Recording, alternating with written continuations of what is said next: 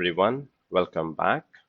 So this video is the continuation from the previous one. So next we'll see querying instances. We can query the instances by specifying a class name, and if the class is not included in root/CIM-v2, then we have to specify the namespace, because this is the default namespace, so we don't need to specify it specifically. So the we can query the instances without specifying this namespace. But in case if the class is not found in this namespace, then we have to specify from where we have to query it. Basically, when we know the class we want to query, PowerShell can help us to retrieve the instances of that class. For example, if we wanted to retrieve all the instances of the Win32 logical disk class from the root/CIM-v2 namespace, we can run the following command.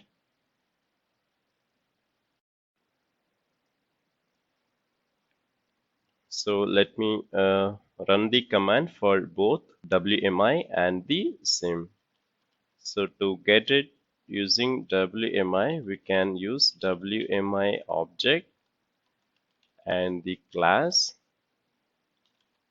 Win32 underscore logical disk.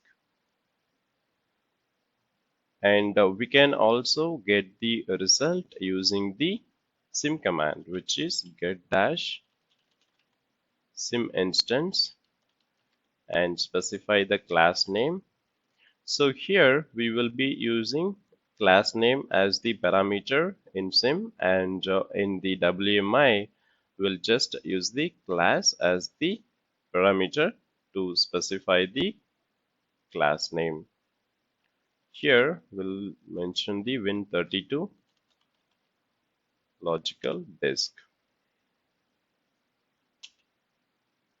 So the output, if you notice, this provide in a different table format, and WMI gives us the output in the list format. So in case if you are not sure how to get this class name, as I mentioned in the previous video, we can just do some basic keyword search. For example, get-sim class, use the wildcard disk. Okay, so this would list all the class name under the default namespace. So here we can find all the class name that contain the keyword disk, and from which we can get the one we want. So we can also sort this with the CIM class name, and from here we'll be just using the logical disk for Win32. So this is what we are using in this session.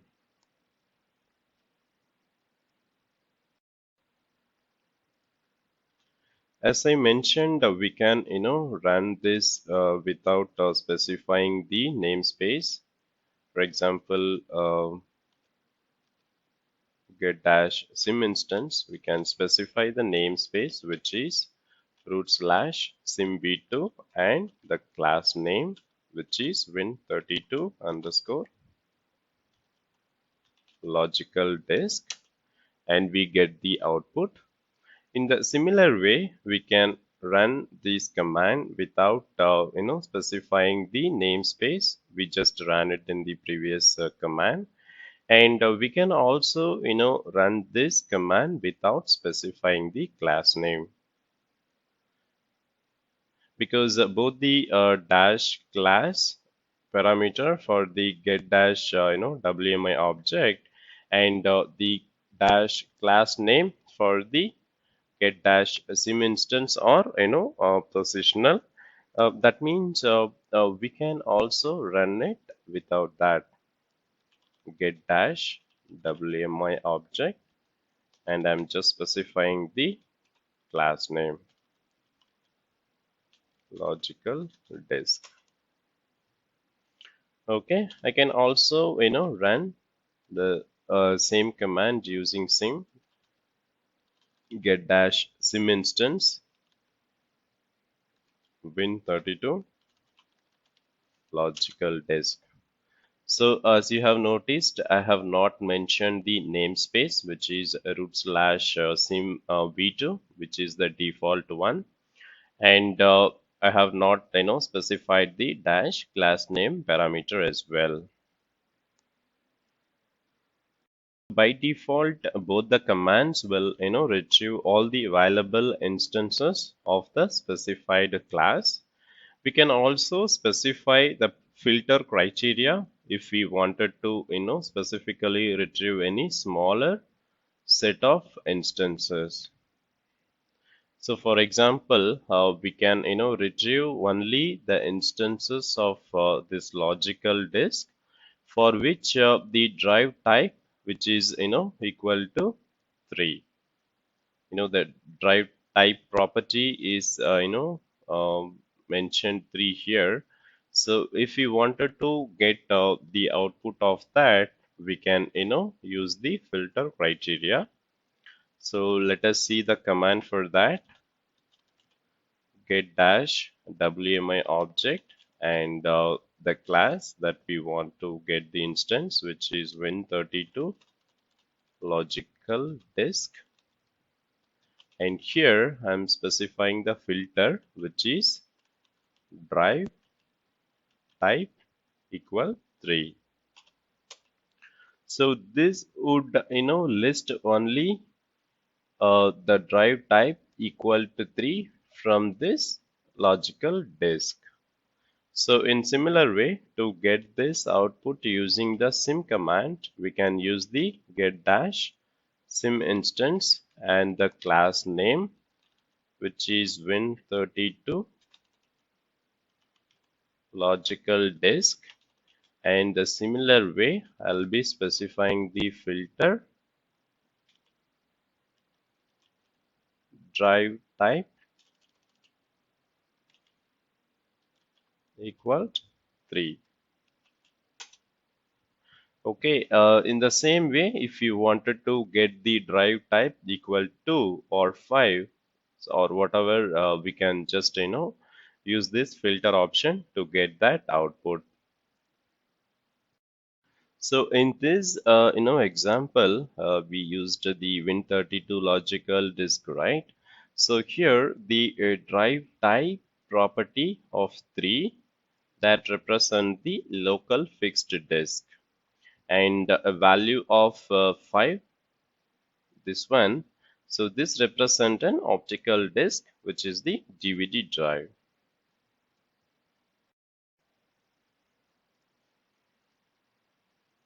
So next, using WQL, which is WMI query language.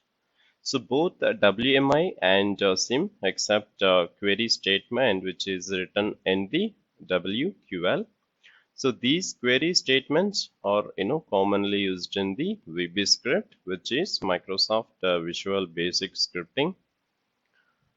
So we can also use this the command to retrieve the result that we have seen in the previous command. So for example, let me run this command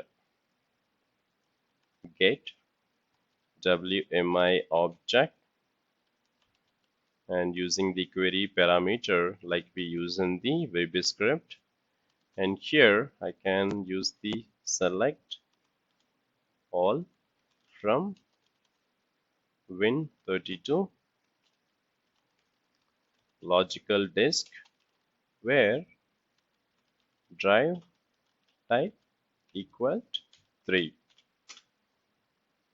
Okay, so I get the same output using the the class name in the WMI command. And similarly for sim command, we can use get dash sim instance, and using the query parameter we can select from Win32 logical disk where drive type equals 3. Okay, so it lists the same output as the previous one that contained the drive type 3, which is the local disk.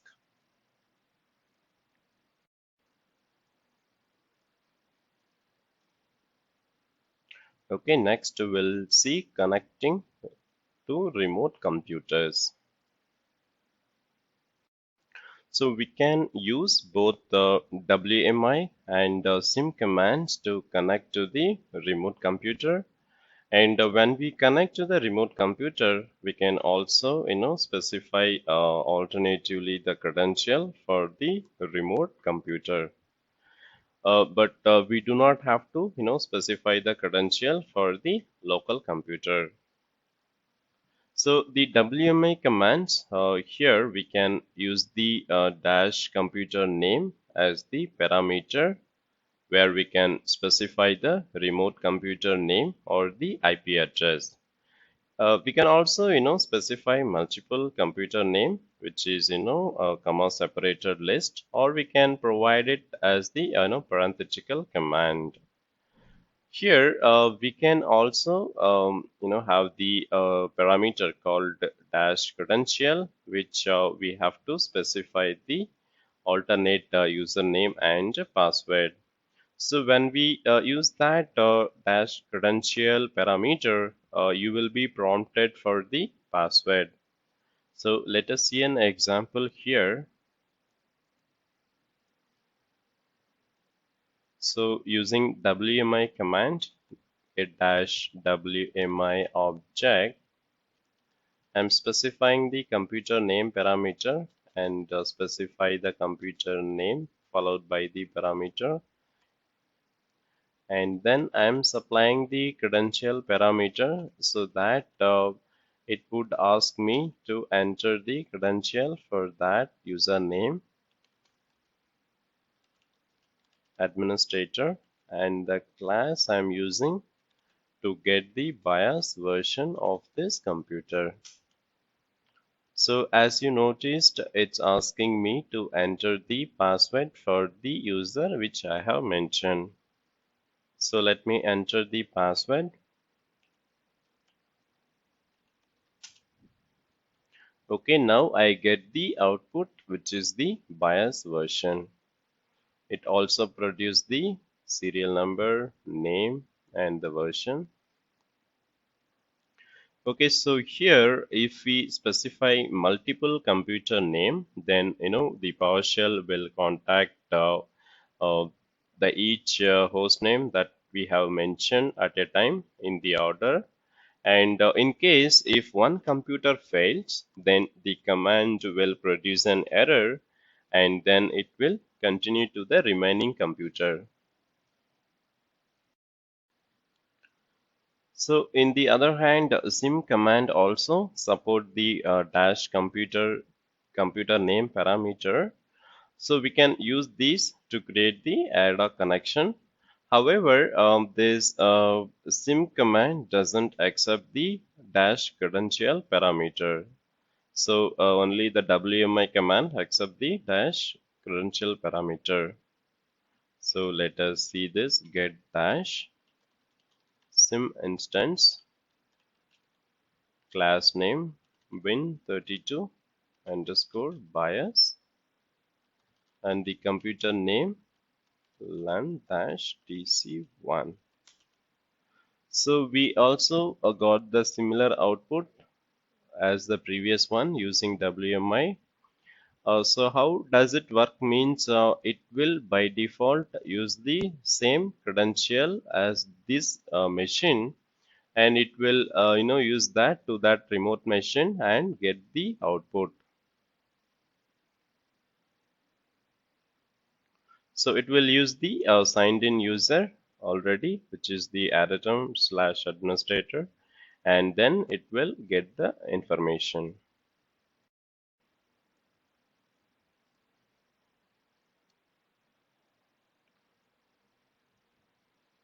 Okay, so next we'll see using CIM session. So a CIM session is a persistent connection to the remote computer, which is made by using the WS-MAN or DCOM protocol. So once a session created, we can use it to process multiple queries for that computer. So let us see an basic syntax to create the session, and then we can store it in a variable. So for example, I am just using a variable name called s and new CIM session, computer name LAN-DC1. We can also create multiple sessions at the same time. So let me create one more session using multiple computer name, new CIM session, and computer name LAN-CL1 and LAN-DC1.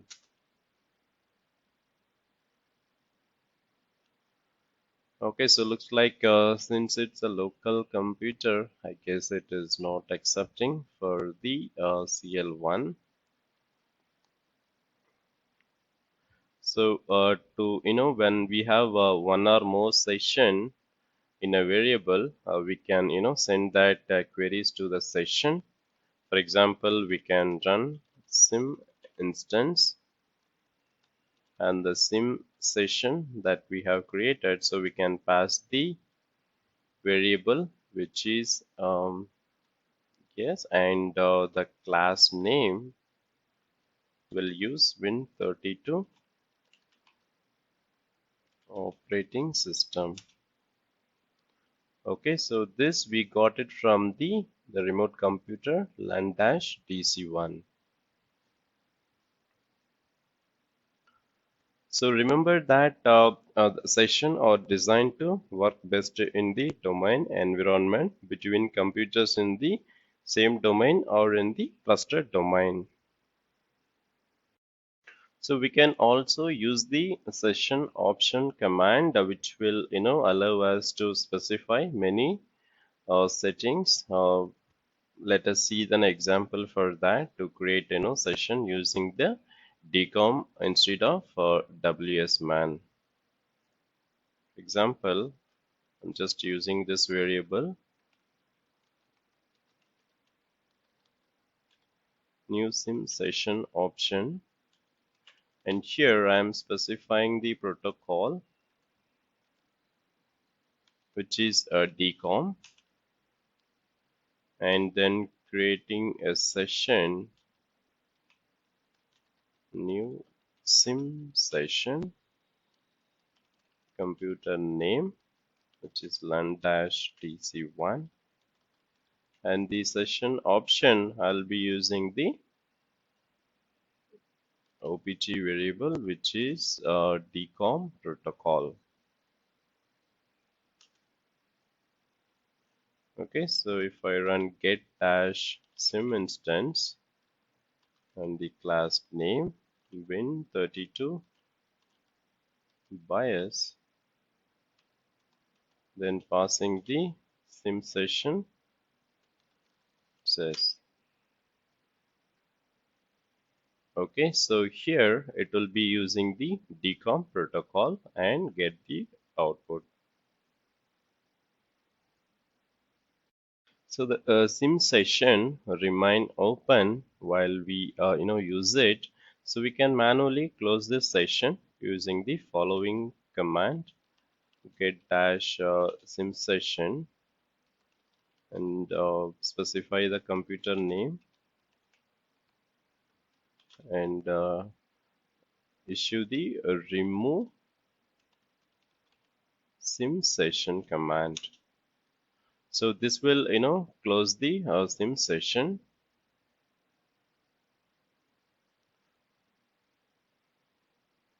Now we can also, so we have stored this one in the variable, right? So to remove that, variable that we have stored, we can pass this remove CIM session. Okay, since it's already removed,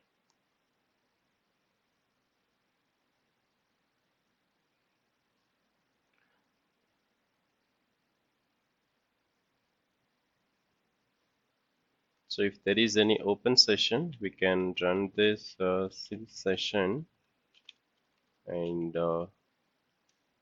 we can issue remove session, remove CIM session.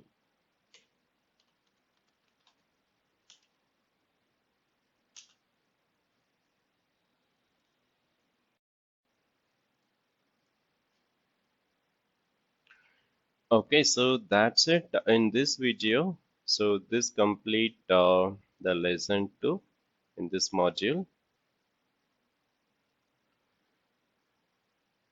Yep, thanks everyone.